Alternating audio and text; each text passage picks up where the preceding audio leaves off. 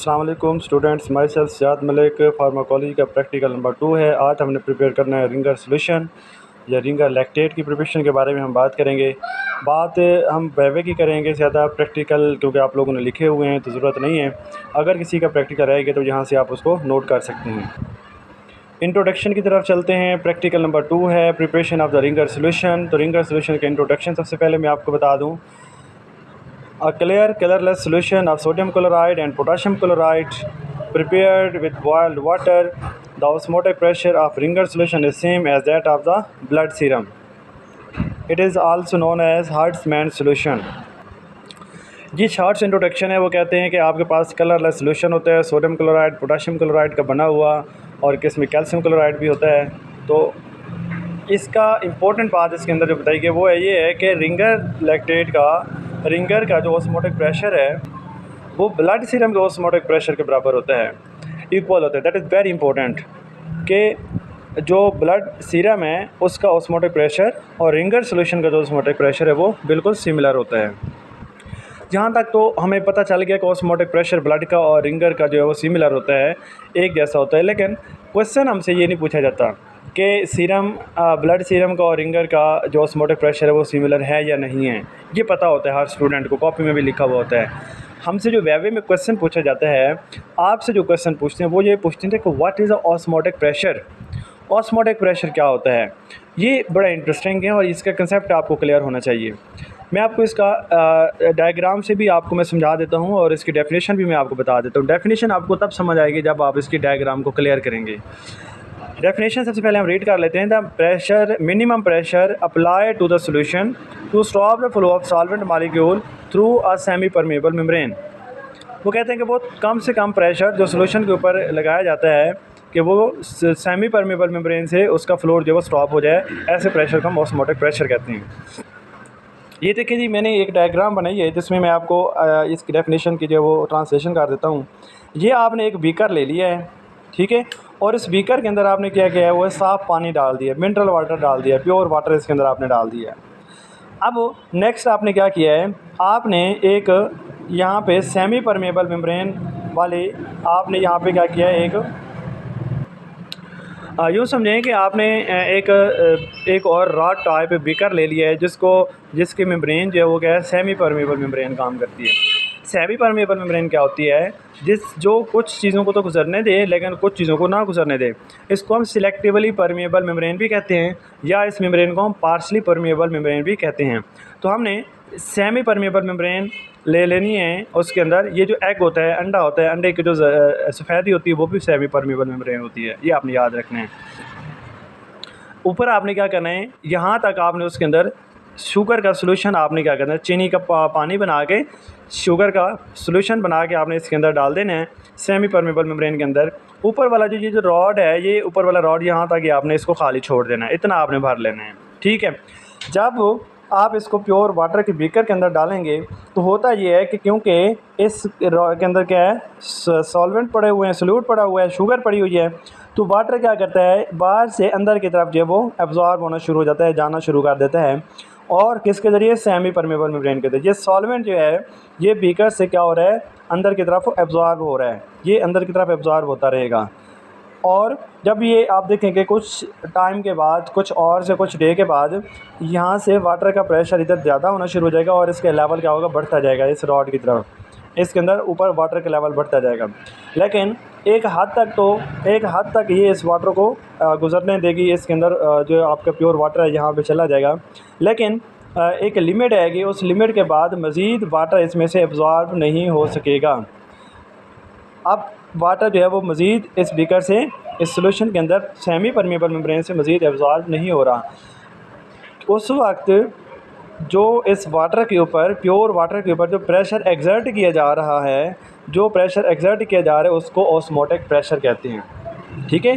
ये जो pure water जा रहा है इसके पास हाई कंसंट्रेशन से लो कंसंट्रेशन की तरफ, इधर वाटर की कंसंट्रेशन कम थी क्योंकि इसमें सोल्यूट था, शुगर थी, इधर जो वाटर जा रहा था उसको हम कहते होते हैं दैट इज़ द ऑस्मोसिस। उसकी डेफिनेशन ये है ऑस्मोसिस की, the movement of water molecule from high concentration to low concentration is called osmosis.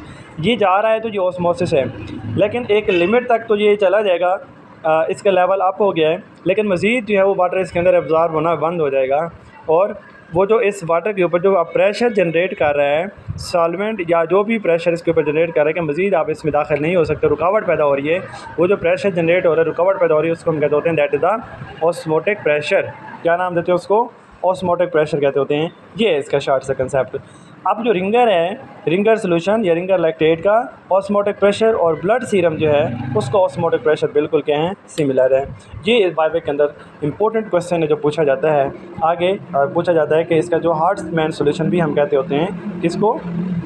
That is ringer जो सोल्यूशन है उसको हार्ट्समैन सोल्यूशन भी कहते हैं। बायोवेक के साथ साथ हम अपने प्रैक्टिकल को भी हम साथ साथ करेंगे। सबसे पहले हमने ऑपरेटर्स लेना है। ऑपरेटर्स में 4 चीज़ें आएंगी, बीकर लेना है, स्टीरर लेना है, वेट बैलेंस और बायोनिक सिलेंडर लेना है।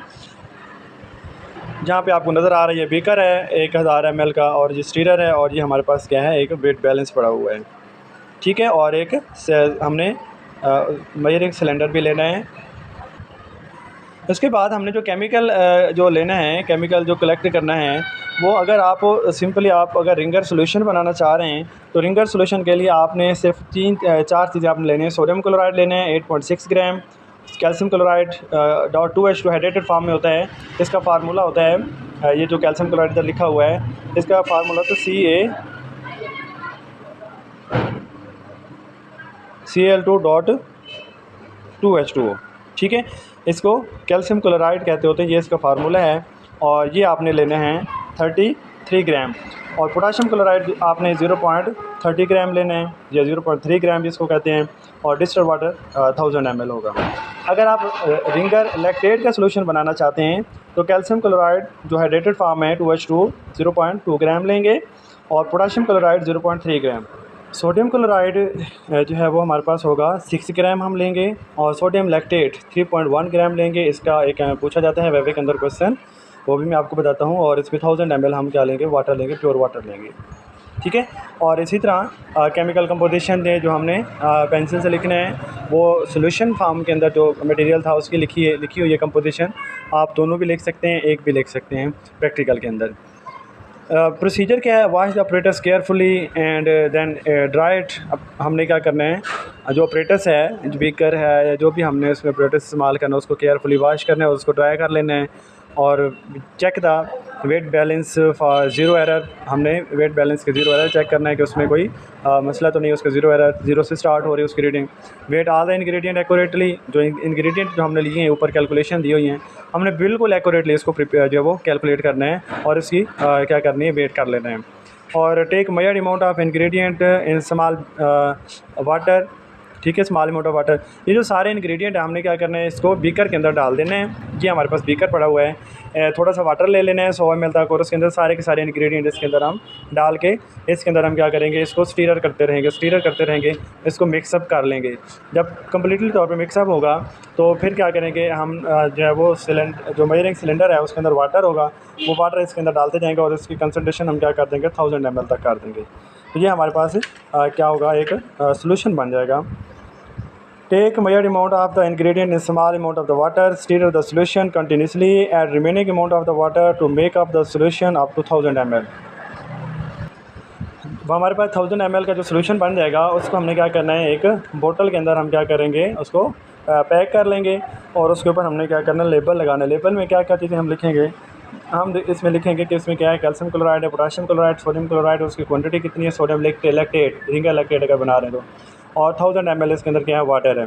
ये सारी फिर हमने इसके ऊपर मैन्युफैक्चरिंग डेट लिखनी है और उसके बाद उसकी डेट ऑफ एक्सपायरी लिखनी है, ठीक है। ये मैं आपको दिखा भी देता हूँ। ये हमारे पास रिंगर का सोल्यूशन है, ये ड्रिप है हमारे पास रिंगर की। आपको अगर नज़र आ रहा है तो इसमें जो चीज़ें इसमें हमने ऐड की हुई हैं, जो चीज़ें हमने इसके अंदर डाली हुई हैं, ये सोडियम क्लोराइड देखें 0.6 ग्राम रिंगर लैक्टेट में, और जो पोटाशियम क्लोराइड है 0.04 ग्राम है। और पोटाशियम क्लोराइड ये इसकी जो है वो इलेक्ट्रोलाइट कैलकुलेशन भी यहाँ पे दी हुई है। आप यहाँ लेफ़्ट साइड पे अगर आप देखें, ये इलेक्ट्रोलाइट इसकी जो है वो कैलकुलेशन है।